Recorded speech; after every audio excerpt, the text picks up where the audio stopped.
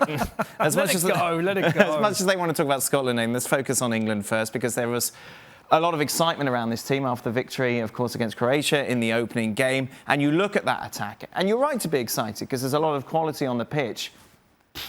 Nothing at all today to get you even a little bit excited from that attacking force. Yeah, I would agree with that. And I think, to be honest, to correct you on one thing, obviously I've arrived late to the tournament, but the benefit was when I was in England, there wasn't that much excitement after the Croatia game. Right. Because people still expected more. I think they expected Gareth Southgate to have picked a different team, for the players to have played ultimately better. So going into this game, it's a game against Scotland. It's a huge game, and you can sort of get a feel for the two sort of intentions there, because you're hearing the Scotland fans cheering and the England fans booing for a result where they both got something from it, and that's the level of expectation that exists.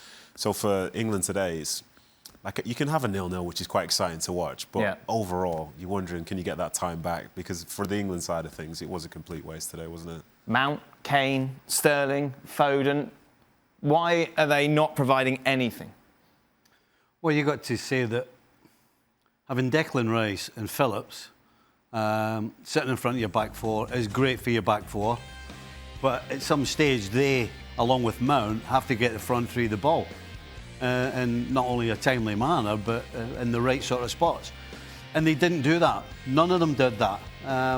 So the question is, why are you playing with two defensive midfielders who, as I said, are great defensively, but can't get your attackers the ball? Because that's why Harry Kane got taken off. Nobody gave him the ball the whole game. He can't survive without a supply. And right now, the England midfield, not only in this game, but the previous game, was the same. They can't get the front three any supply. That's interesting, because I think in the World Cup of 3 years ago now, England did go over three at the back, and I think a three at the back for England today might have suited them a bit better, because the two wing-backs could have possibly pushed a bit higher. You could have had the front line in terms of, say, Foden or Sterling being a bit more narrow, playing closer to Kane, and maybe they could have created more, because I think a like-for-like matchup against Scotland there will make it a bit better, because, again, we talk about how poorly England played, but I thought Scotland played really well. Defensively, they were very, very solid. They were drilled. They knew what they were doing.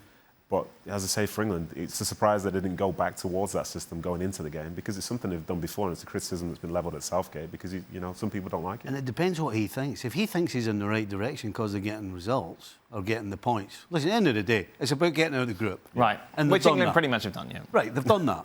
But does he say, well, you know what, we're just going to get better with this team and the way we're playing? If he thinks that way, then that's when they'll be in trouble. Harry Kane is going to be criticised, I imagine, a lot. Are we in a situation where, well, what do you expect when he's not getting the supply, or he should be getting more involved? Both. I think he looked a yard off it in the 2 games that he's played so far. I think he doesn't look as fit as what he has been in the past. Supply is obviously, the main issue if you're not getting chances. And he was isolated up against Scotland's 3 today. But that was mine and Stevie's big argument watching the game. Stevie was going, what's the problem? England going to go through, top the group, or certainly qualify. And I was going, yeah, but they've got no momentum. Weren't particularly good in the last game. That was an awful game for England. We played really well. We nullified everything they had apart from the John Stones header. But they're going into the last game and potentially into the knockout stages with no momentum, no feel-good factor. You're looking at that English team and you're thinking, well, he hasn't started with Rashford yet. Hasn't started with Grealish yet. Jadon Sancho's just made the squad. He wasn't even in the matchday squad on matchday 1. He was sitting on the bench. Why not bring him on at some stage, which is incredible. So I can understand what Stevie and what Gareth's trying to do, where you go, let's not lose this game. Right.